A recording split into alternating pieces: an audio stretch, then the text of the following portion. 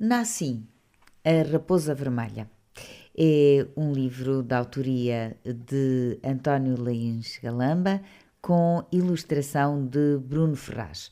Este livro foi apresentado na Biblioteca Municipal de Orem no passado sábado, com casa cheia e com alguns convidados, nomeadamente Carlos Fernandes, da editora Hora de Ler, e também Pedro Santarém, representante da Frente Antirracista, que é também o autor do prefácio deste livro. Bom, e nós estivemos lá também à conversa com os dois. António Lins Galamba, autor do texto, nasceu em Coimbra, em 1981, mas a sua infância e juventude foram passadas no concelho de Orem. É professor de português no ensino secundário em Loures, tem vários livros publicados nas áreas da antropologia, história, fotografia, poesia e infanto-juvenil. A ilustração é de Bruno Ferraz, que nasceu em 1980 na aldeia de Casal dos Bernardos, no concelho de Orem, é canteiro de profissão e tendo também na pedra a sua arte. Cedo manifestou o gosto pelo desenho e pela pintura, o que começou como um hobby e de forma autodidata, rapidamente levou a que procurasse novas experiências, aprendesse diferentes técnicas e aprofundasse o seu conhecimento na área. Assim, ainda que de forma intermitente, desde 2005, que frequenta o ateliê do artista plástico Irondino Duarte, em Leiria. Essa aprendizagem iniciou-se com a pintura a óleo, há 4 anos descobriu a aguarela e desde então tem aprendido a explorar essa técnica. Tem igualmente participado em diversas exposições individuais e coletivas e mais recentemente tem-se dedicado à ilustração de livros infantis, uns já editados e outros a editar em breve. Neste caso, foi o lançamento em Orem do livro Nassim, a Raposa Vermelha. O livro começa assim. Já dizia a minha avó, em tempos que já lá vão, quem troca o certo pelo incerto é porque precisa de pão. Esta história verdadeira, conto-a como a ouvi. É a história de coragem da raposa Nassim. Cansada de tanta miséria, cansada de ouvir chorar, doida pela fome da família, pensou em emigrar. Fugida da pobreza de casa, olhava a lua com melancolia. Para lá do mar sonhava, com o que ainda não sabia. Se quiser saber mais, vai ter que ler o livro. Pois é, nós já lemos. Estivemos na apresentação e conversamos com os autores.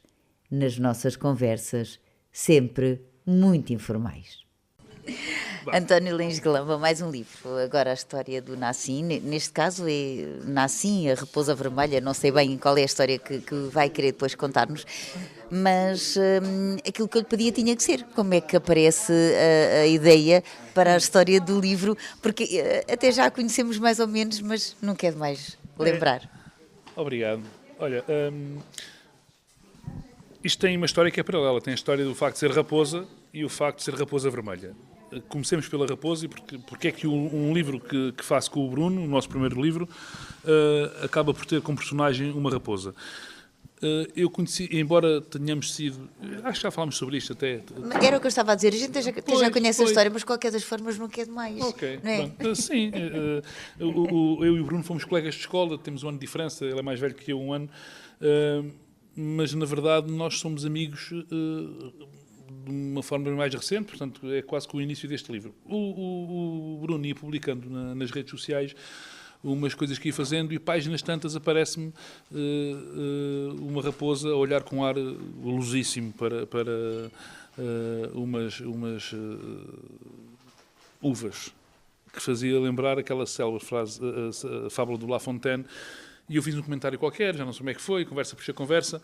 O que é certo é que essa imagem acabou por ser encastelhada e está no quarto do meu filho, e assim começámos esta amizade com vontade de fazer alguma coisa em comum, alguma obra em comum. Pronto, as coisas foram avançando, eu fui vendo outras coisas dele, fomos conversando, e páginas tantas eu tive conhecimento da história do Nassim. Este Nassim, que dá um nome ao livro, existe mesmo. embora, na verdade, a história seja apenas uma inspiração e tenha este nome. E Raposa Vermelha porquê? Porque o segundo nome do Nassim significa brisa vermelha. E, portanto, quando eu e o Bruno soubemos desta história e automaticamente temos história para contar, até pela urgência, que quem ler este livro vai perceber o que é que ela acarreta sobre os tempos que vivemos, automaticamente então, é um bicho, é uma raposa, e é a raposa vermelha exatamente por isto. Pronto, que história é esta do Nassim? O Nassim trabalha numa fábrica de Vilar dos Prazeres com o meu irmão Pedro. Voltei meio a almoçar lá à casa e tal, e eu percebi que ele tem uma história de vida muito curiosa que nos serviu de inspiração. Ou seja, ele tentou 4 vezes, na verdade a quarta conseguiu, mas as 3 primeiras vezes que tentou atravessar o estreito de Gibraltar a nado, foi apanhado pela guarda marroquina e foi devolvido à procedência. À quarta vez, já mesmo a afogar-se, portanto, uma sensação que nos conta era que, perto da morte, do afogamento, foi salvo pela Guarda Civil Espanhola. E pronto, esta é a base do nosso conto de uma raposa que, trocando o certo pelo incerto, portanto, olha a miséria dos seus na sua terra e pensa em migrar, neste caso, ou emigrar. E, portanto, esta foi a base deste conto. Depois, o resto é a criação, principalmente daquela cabecinha do Bruno, que eu digo sempre que está povoado, volto a repetir, mas é mesmo o melhor de personagens de assombro que saem daqueles neurónios e daqueles dedos, e uma conversa que fomos tendo sempre do que queríamos contar, e a conclusão que chegamos, que é quem troca o certo pelo incerto tem que ter um motivo muito forte e, independentemente de quem seja, merece o nosso respeito. O António, 2 coisas. Primeiro, aquilo que nós percebemos aqui é que a história foi contada, mas as imagens, algumas até foram feitas antes da história. Mas também ouvimos aqui o editor dizer que os livros devem contar, ao fim e ao cabo, este livro conta 2 histórias paralelas, aquela que nós lemos e aquela que qualquer pessoa ou uma criança que não sabe ler olha e consegue ela própria fazer a história. Eu disse ao Bruno, bem, pelo início, realmente estava com muito trabalho, ou seja, não tinha ainda a história escrita, mas na verdade ela estava escrita nas nossas cabeças. Nós tínhamos momentos ainda sem uma ligação, mas um fio condutor havia do que queríamos contar. Portanto, dificuldades, a coragem de enfrentar essas dificuldades, ainda que com imenso medo, e o facto de sermos bem-sucedidos, porque além da coragem tivemos alguém que nos acolheu, e esse alguém que nos acolheu, que neste caso é o Touro, acolheu-nos, sabemos nós, porque também ele tinha experienciado esta questão de ser migrante, e isto é a imagem de todos nós, caramba, não é? Todos nós temos na nossa rede familiar alguém que precisou e que saiu e que... bem... E, portanto, depois essa aceitação e uma vida que não passou a deixar de ter dificuldades, porque a nossa condição humana é sempre essa, não é? Mas que, pelo menos, está sustentada nos laços de amizade que permitem sonhar que o facto da vida ter melhorado para neste caso para o migrante, que possa ser extensível à sua família, não é? E nós vemos isto... Em todos os seres. A questão é que nós vamos ocupando a imagem que queremos denegrir consoante as épocas que vivemos. Já foi o africano. Hoje há muito mais aceitação pelo africano do que havia na altura, do que havia há 40 ou 50 anos. Já foi aquele que nós agora aceitamos e vem com misericórdia e com piedade. O ucraniano. Eu lembro-me dos ucranianos chegarem ao Conselho de Orém e recebemos muita malta ucraniana, e bem, e ainda bem, no final dos anos 90 e no início dos anos 2000, e lembro-me do preconceito que mesmo nas escolas havia com os colegas que chegavam da Ucrânia. E, portanto, já foram outros. Hoje são os que nós chamamos indostânicos, porque da zona de onde vêm, norte da África, vamos substituindo a zona, sendo que o intuito é exatamente o mesmo. É um aparelho, um sistema que vive da exploração do ser humano por outros seres humanos, em que uma larga minoria absorve a larga maioria da riqueza produzida e para conter, para estancar a revolta que aí naturalmente adivinha, peço desculpa, nos viramos uns contra os outros baseado em questões como o tamanho do nariz, a quantidade de quilos na barriga, o masculino e o feminino e, claro, o branco e o preto. É um garrote, é um tampão. António, o editor disse aqui que se o livro permitir a discussão numa sala de aulas, por exemplo, já valeu a pena ser escrito. Concorda com ele?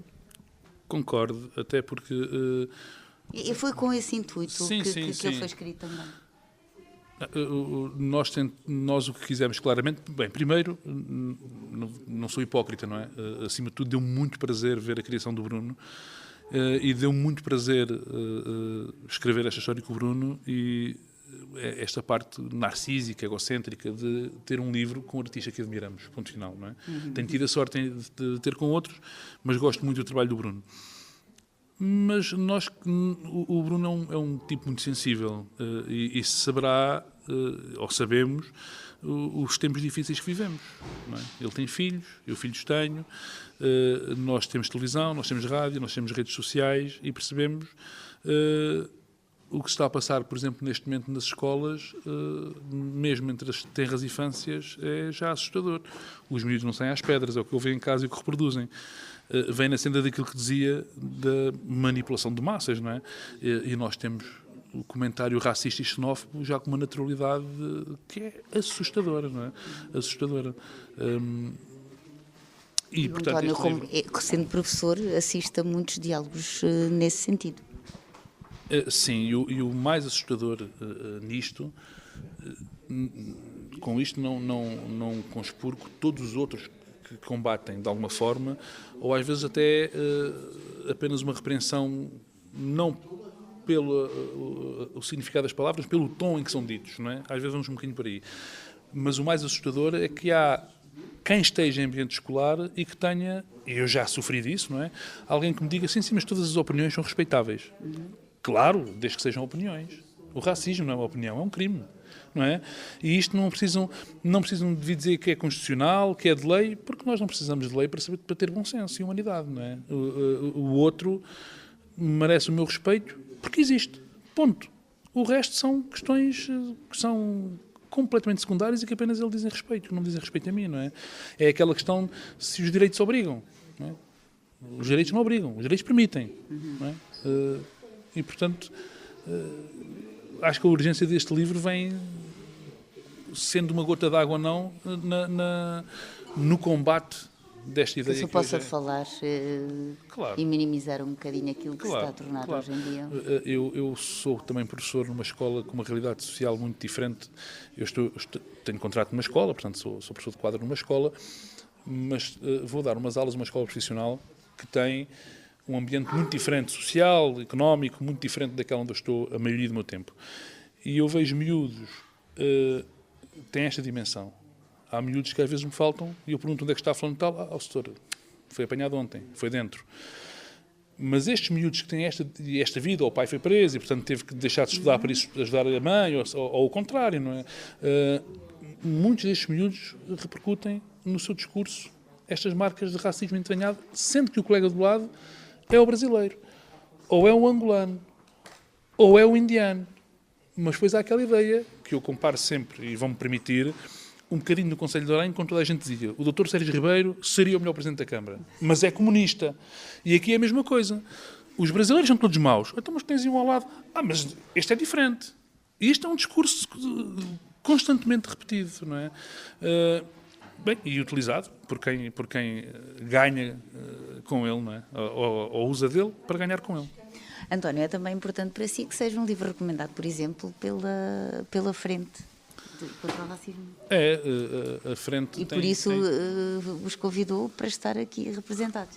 Claro, a Frente tem tido um trabalho ao longo dos anos de uma intervenção muito corajosa, indo, não é ao encontro, é de encontro primeiro, o preconceito instalado daquilo que é o racismo, não é?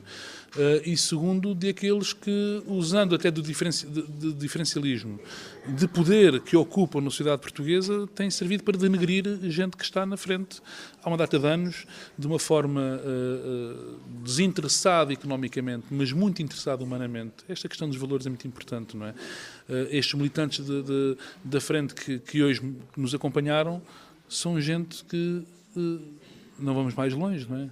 A deslocação para a apresentação de um livro que eles reconhecem de utilidade no combate é paga pelos bolsos deles. Portanto, não há aqui o uso de qualquer associação ou de organização para defesa de interesses próprios. E é uma coisa que também se tem vindo... É um mundo com pouca empatia, o que vivemos hoje, não é? Que também serve a alguém. Esta desconstrução daquilo que éramos conhecidos. Eu tenho 44 anos. Eu cresci a ouvir o grande orgulho dos portugueses era o facto de sermos um povo que recebia bem, que era um povo tolerante, que era, independentemente de estar entranhado, atenção que eu estou a falar daquilo da percepção, em bairros, em locais que nos eram longínquos, não é? Aqui da aldeia onde crescemos, atos de racismo que não são novos, não é? Mas esta universalidade da falta de empatia é uma coisa recente e serve a alguém, não é? Não vamos mais longe. A verdade é esta. O capitalismo em crise recorre ao braço armado do fascismo. Ponto final. E é o que temos hoje, não é? Pronto. Por isso, uma malta desta, que sofre na pele o que sofre, faz tanta falta, não é? E é um orgulho tão grande para nós termos esta chancela de leitura recomendada pela Frente Antirracista. Eu reparei que é um bocadinho com orgulho que eu esteve aqui. É com muito orgulho. É mesmo com muito orgulho. É mesmo com muito orgulho. António, vamos voltar ao livro. Eu ouvi dizer que estas figuras, estes personagens, vão ter continuidade. Isto parece o circo tem continuidade. Não é eu que diz o apresentador. Vou fazer aqui uma confissão. Eu tenho descoberto muitas coisas novas pelo Bruno e sei que ele também tem descoberto coisas novas para mim, entre os quais um livro do Miguel Torga, que é Os Bichos. Os Bichos. Os Bichos. Em que o personagem principal, num conto, aparece algumas vezes como secundário noutro. E nós começamos a fazer a relação no sentido do coletivo, não é? E da percepção que temos. Não é? Sobre até o principado da nossa própria posição na vida, não é? Estes personagens principais que estão aqui para mim são secundaríssimos noutras vidas tão importantes como estas, não é?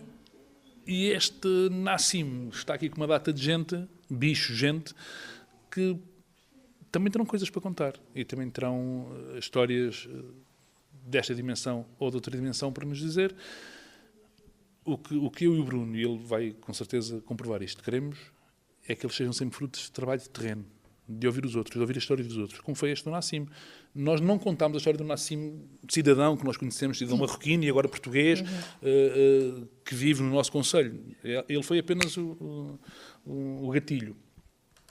E há outros personagens em terras aqui à volta que podem ser esse gatilho e que podem ter já aparecido neste livro sem se aperceberem.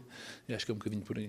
Olha, a ilustração é do Bruno, mas há sim alguma parte da história que o tenha tocado de alguma forma em particular? Das ilustrações do Bruno? Sim, das ilustrações. É muito difícil, porque o Bruno... eu até lhe chamo mais poesia. Eu acho que não temos um livro propriamente com ilustração, que era aquilo que o Carlos, o editor, falava, não é? Sim. Eu acho que são duas histórias paralelas que combinam muito bem, que são, no fundo, a mesma história. Uma puxa pela outra, sempre sem se sobrepor nenhuma nem outra. E acho que isso, nesse aspecto, acho que é um livro-objeto, um livro-obra muito bem conseguido. A capa é pura e simplesmente poesia.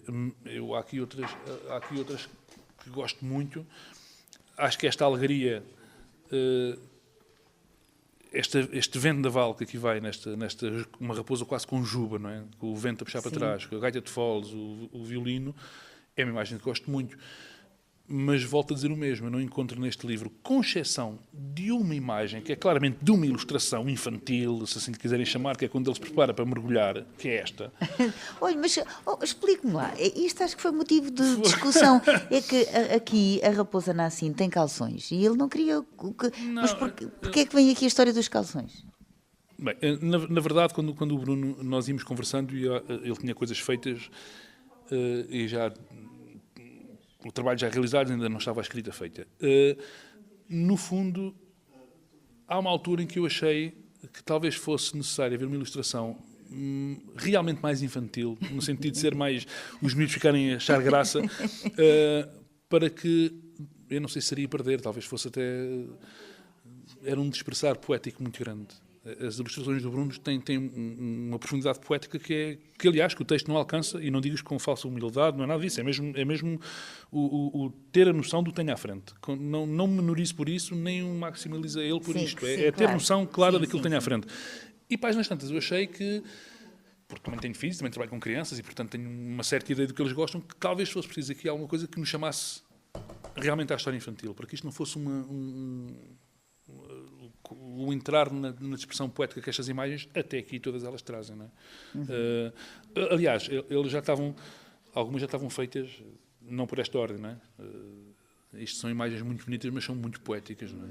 Mais do que provavelmente uma ilustração para um livro infantil, se bem que eu não acredito nisto. Eu acredito em leitores, não acredito em livros infantis. Pronto. Então, eu queria terminar aí mesmo, porque é um livro infantil, mas para quem é o livro? É para os miúdos, é para os graúdos, é para os pais, para os avós, para os professores, acima de tudo para todos aqueles que acham, isto é um contributo, claro, meu e do Bruno, para todos aqueles que acham que a humanidade vale por si, não é? E, portanto, que só faz sentido se estivermos próximos uns dos outros, e que este discurso, bacoco até, o bacoco é pouco para um discurso tão perigoso, mas para este discurso do ódio, da xenofobia, do ódio ao outro, que não passe. No fundo, dá vontade aqui quase de regressar à Guerra Civil Espanhola e o não passarão, não é? Mas sem manchar, no bom sentido ou no mau, com esta expressão, de saber que... olha, acho que é que não é o aspecto das pessoas que as distingue, mas os seus hábitos. Não é o aspecto que distingue. Não. Isso não me diz respeito, não é? Isso faz parte da liberdade de cada um. Eu não tenho nada com isso. As pessoas devem acreditar no que querem acreditar para que serem felizes, devem usar do que quiserem usar para que se sintam bem e devem ter os hábitos de vida que acham que devem ter, se esses hábitos não me prejudicarem a mim também enquanto social, e que os meus também não prejudiquem, portanto, aliás, e que nos enriqueçamos uns com os outros. Há um chavão muito engraçado, salvo erro da Capicua, que diz por cada grunho um punho, não é? E, portanto, no fundo é um bocadinho isto, por cada palavra ofensiva, por cada palavra diferencialista, que é repetida de uma dimensão que nós não temos, não é? Da comunicação social mundial até, que vai ao colo, ou que leva ao colo esta gente por interesses também económicos, não é? Que haja do lado de cá quem responda com elegância. É aquilo que um professor meu de faculdade chamava leadership, a liderança pela ternura, a liderança por nos olharmos e percebermos que somos carne da mesma carne, não é? Pronto, e isso será o gesto, se não meu, é um gesto de muita elegância do Bruno, muita elegância, na resposta a essas ofensas que ouvimos todos. E assim o mundo seria melhor? Mais bonito? Eu gosto muito de ver as coisas pelo lado da esperança. Sinto que eu tenho esperança. Tenho esperança que é um combate que temos que dar, é um combate muito difícil. Mas olha, se calhar com essas perguntas estão a obrigar-me a acabar, esta parte pelo menos, com um chavão político que é o não passarão, não é? Não passarão mesmo. Ok, pronto. Obrigado. Olá, Bruno. Olá. Então, cá estamos outra vez. É verdade, Vocês já são muitos companheiros de viagem, não é? É verdade. Agora foi... Agora foi com o António Lins Galamba que vocês são uma dupla, assim... Aquilo que eu percebi é que têm os dois mau feitio um para o outro. Sim. Vamos falando um com o outro e é brincar, é brincadeira. Levar a coisa numa... Quando se sabe que se está a brincar, é positivo. Claro. Olha, Bruno, nós já conhecemos a história de como é que vocês se conheceram. Agora, como é que é ilustrar este livro? O que é que esta história lhe disse? Quando vocês conversaram a primeira vez pela história, como é que a acolheu? Dentro do seu talento, o que é que pensou fazer com ela? Pois, eu tento... Poderia dar à sociedade? Sim, foi um pouco por aí, dar voz a quem não a tem. e tentar fazer algo que as pessoas abrissem e que sentissem prazer em olhar.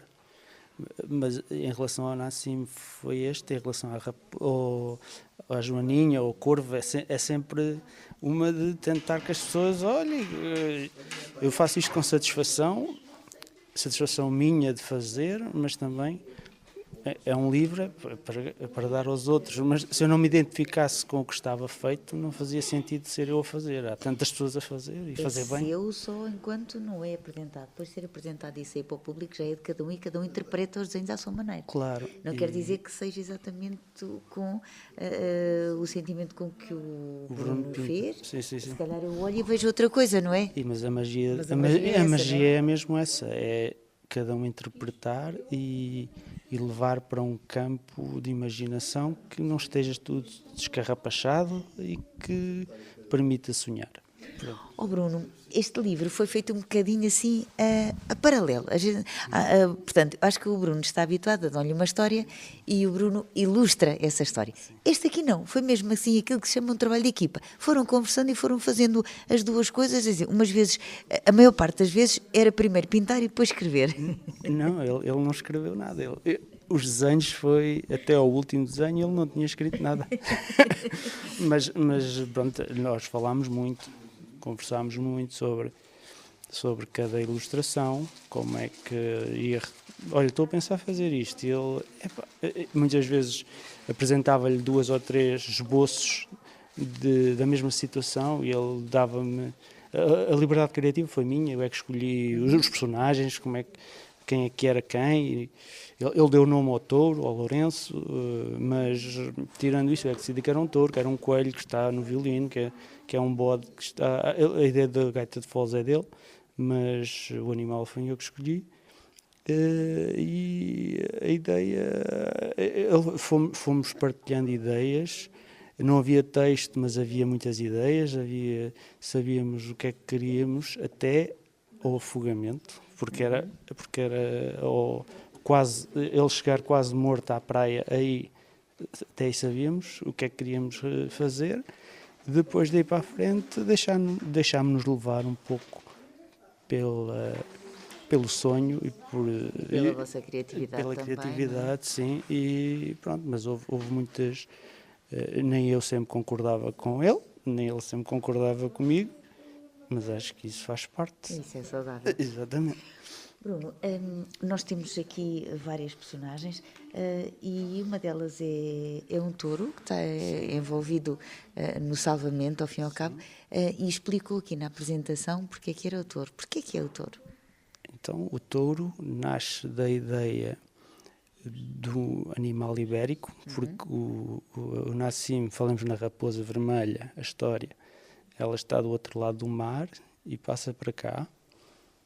E ao chegar à praia, exausta, quase morta, é salva por um touro. Escolhi o touro, justamente, é um animal ibérico, não é? Não consigo, pode haver outro, o lince, não sei o quê, mas ali tentei o animal, o touro, pela sua força e pela sua sensibilidade no aspecto de estender a pata com 2 bagas. Uma imagem forte de um animal forte associado muitas das vezes à brutalidade, em que salva. A maioria das pessoas não. Eu acho que é preciso muita sensibilidade, e é a tal história, a sensibilidade artística que nós não temos para ver sensibilidade num touro. Pois, não é? Todos nós achamos que um touro tem tudo menos sensibilidade. Pois é isso. Talvez olhar para a pintura a mim ajuda-me a encontrar beleza nas pequenas coisas. Eu consigo olhar... por exemplo, desconhecia que um touro conseguia sentir uma mosca na ponta da cauda. Eu também não sabia, mas o António, se ele diz, temos que levar a sério. Eu achei que realmente aqui isso é de uma sensibilidade extrema. Sim. Mas a ideia do touro, do coelho, também foi mostrar... O coelho há de ser protagonista ou secundário na próxima. Sim, mas a ideia do coelho aparecer também foi um pouco tocar violino num ambiente de de festa, não é? De estarmos ali, no fundo, a curtir o momento. E o coelho faz parte da cadeia alimentar da raposa. Pelo menos eu, em miúdo, sempre me lembro da minha mãe estar preocupada que as raposas vão às capoeiras e foi um animal eu nunca via nenhum, mas sei, quando se atravessa um à frente no carro, eu fico maravilhado com uma raposa, porque é um animal que no fim e ao cabo está entre nós, mas que não é domesticável, tem aquela coisa silvestre, mas que anda por aí. E essa situação do coelho também foi por aí. O touro é protagonista, salva justamente a ideia principal foi o animal ibérico, depois a partir daí vem isso, da força, também querer transmitir a força, mas a sensibilidade de alguém que estende a pata, neste caso a outro, com o alimento, sem o conhecer de lado nenhum, e que está ali entre a vida e a morte. Pronto, foi basicamente isso. Bruno, são muitas imagens, como sempre. Depois os quadros, não sei se estão à venda, se não estão. Eu tenho sempre muita dificuldade em desfazer-se dos quadros, das ilustrações, não é? É assim, posso vender, mas, por exemplo, neste momento estou a ir a escolas com os livros que tenho feito, e eu, quando vou como ilustrador. Depois tenho trabalhado com os miúdos, a técnica que é a aguarela. Agora estou mais a utilizar uma técnica também, para além da aguarela, uma técnica mista, com pastel óleo, com pastel seco. Mas eu já apresentei livros em que faltam ilustrações porque já não as tenho, e estou ali a mostrar aos miúdos e fica esquisito. Não ter a ilustração. Porque eu digo, agora falta aqui uma, mas vamos... Pronto, fica meio esquisito. Mas sim, eu tanto posso vender como até oferecer para algo que valha a pena. Não se trata propriamente, porque o dinheiro vai e vem. A gente às vezes, por exemplo, aquela ilustração que o António falava da raposa e das uvas, que está na casa dele. Sim, foi uma ilustração que eu não lhe ofereci, foi troca por livros dele. Mas ele está sempre a fazer porque eu lhe dei, porque pronto, a relação do valor de uma coisa para a outra. Mas essa ilustração foi oferecida com todo o gosto. Ela, em minha casa, ia para dentro de um caixote. E daí também o meu pensamento, ela vai para dentro de um caixote, ele está aqui a dizer que gosta mesmo. E eu sinto isso quando a pessoa realmente gosta, não é? Está a fazer frete. E quando ele, através dele, conhecia Lourdes Breda, porque ele depois publica no Facebook e identifica-me.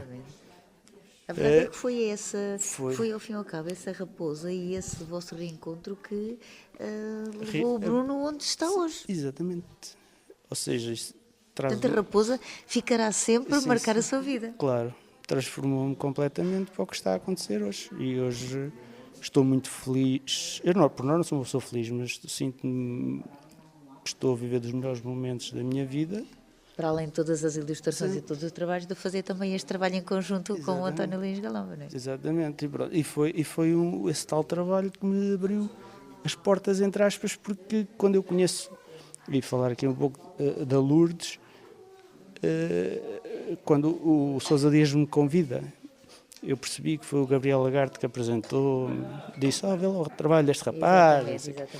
E eu, fiquei super feliz, mas sabia que teria sido porque alguém mostrou e que diz, olha... Recomendou e disse. Exatamente. Mas a Lourdes Breda é diferente, já foi por gostar de um trabalho, não é? Já é uma pessoa com 30 e tal livros, já não vem cá porque o Bruno é um tipo porreiro. Já é porque realmente acha que está ali qualquer coisa que pode ajudar no livro dela.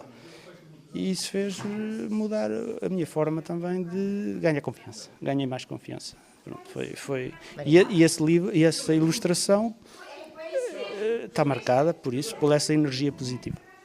Bruno, para finalizar, já sabemos que estas personagens vão ter continuidade, falaremos nessa altura, Isto é mas em uma relação. coisa que demora a fazer, possivelmente, talvez. Um dia destes vai mostrar um conjunto de ilustrações ao António e vai dizer assim, escreve aí uma história. Mas, de qualquer das formas, ou que imagem ou que passagem deste livro mais o marcou? Que passagem mais me marcou? Estou a falar da ilustração. Não é? Sim, sim. Há várias que gosto muito, mas essa que está aí, e por acaso é das mais pequenas, que é um A4, que é em que ela chega à praia. Esta para mim, Quando ela chega à praia. sim, quando ela está aí quase entre a vida e a morte, para mim marcou-me porque eu desde o início sabia o que é que queria fazer aí. Tanto por isso é que fiz num A4. Eu quando sei exatamente o que é que quero fazer, o tamanho diminui. Quando estou um pouco a explorar... É grande que é para ver o que é que sai. É um pouco por aí. As aguadas serem maiores e logo se verá.